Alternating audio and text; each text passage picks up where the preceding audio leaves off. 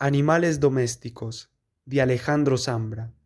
En uno de sus brillantes ensayos literarios, el poeta W. H. Auden aconseja a los escritores que aprendan varias lenguas, que estudien, entre otras materias, mitología, meteorología y cocina, que cultiven un huerto y que críen a una mascota.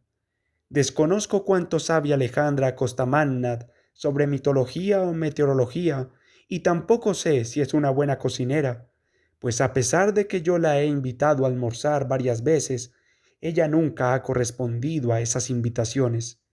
Estoy seguro, en cambio, de que Alejandra tiene gatos, porque hablar con ella es solo a veces hablar de literatura, pero con demasiada frecuencia hablar sobre sus gatos, de manera que, para decirlo con un leve redoble de tambores, sé mucho sobre los gatos de Alejandra Costamannad, aunque lamentablemente no los conozco porque, creo que es necesario repetirlo, ella nunca me ha invitado a su casa. No sé si Alejandra alguna vez tuvo un huerto o al menos un jardín. Ahora que lo pienso, no es difícil imaginar a alguno de sus personajes regando las plantas o podándolas cuidadosamente. Me parece haber leído un cuento de Alejandra, un cuento inexistente que sin embargo estoy casi seguro de haber leído, sobre un personaje que se despierta a las 4 de la madrugada y en vez de tomar un vaso de agua o fumarse un cigarro, va al patio, se pone a regar el jardín y mientras el agua cae y hasta moja sus pantuflas, siente algo parecido a la felicidad. Nunca he leído ese cuento de Alejandra, básicamente porque ella no lo ha escrito, pero pienso que debería escribirlo, que sólo ella podría escribirlo. Lo he pensado más de una vez, a propósito de algunas atmósferas que para mí no sería fácil describir prescindiendo de esta frase. Esto parece un cuento de Alejandra Costamannad. Hablo de un mundo por el que a veces circulamos, pero que es solo de ella.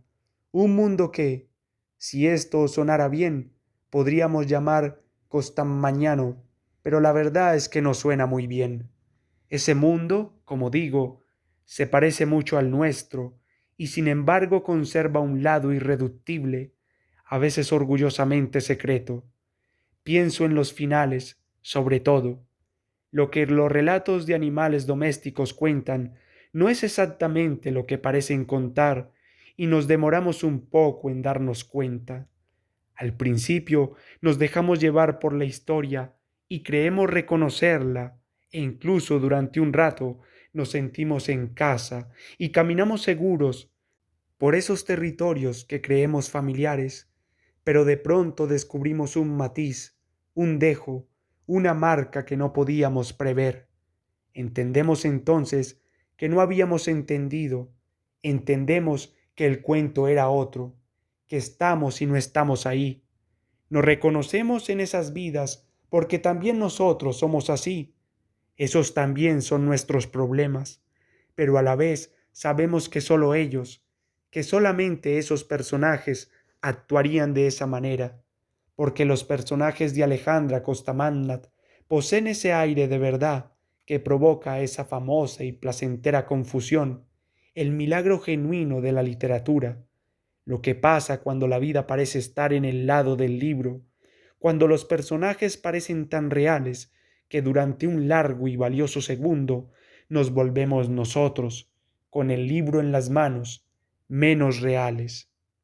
Animales domésticos es un libro sobre hijos sin hijos, sobre gente que habla sola o con el gato, sobre enfermos que no confían ni en los doctores ni en los milagros ni en las excepciones, y sobre seres solitarios que, como se dice en un relato, no creen ni en Panthalit, ni en Cristo, ni en el camino del medio, ni en los sobrevivientes, ni en los sucesores, ni sobre todo en los padres. Pero principalmente, Animales domésticos es un libro sobre los límites de lo cotidiano, sobre las presencias que tenemos tan encima que somos incapaces de verlas, de sentirlas. Algo que admiro de Alejandra es esa especie de amable sobriedad que late en su escritura.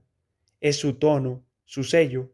nunca exhibe su autoridad, aunque de hecho sabe siempre muy bien de lo que habla. Conoce su barrio, conoce a su gente, conoce su jardín, conoce a sus gatos, pero no se demora en aspavientos ni se queda en las frases para el bronce, y respeta enormemente a los lectores. Creo que eso es necesario destacarlo.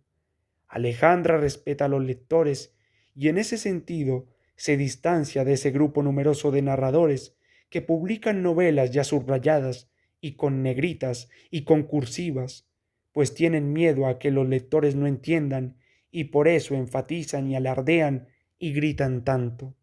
Ese miedo, el miedo a quedarse hablando solo, es comprensible, es un rumor inseparable del oficio, pero el que escribe debe estar dispuesto a quedarse hablando solo, porque un escritor es alguien que intenta decir algo que no ha sido dicho, algo que probablemente sea difícil e incluso imposible decir. Alejandra Costamanna escribe desde esa conciencia, escribe para buscar, y este libro es el inconfundible testimonio de sus hallazgos. Abril de 2011.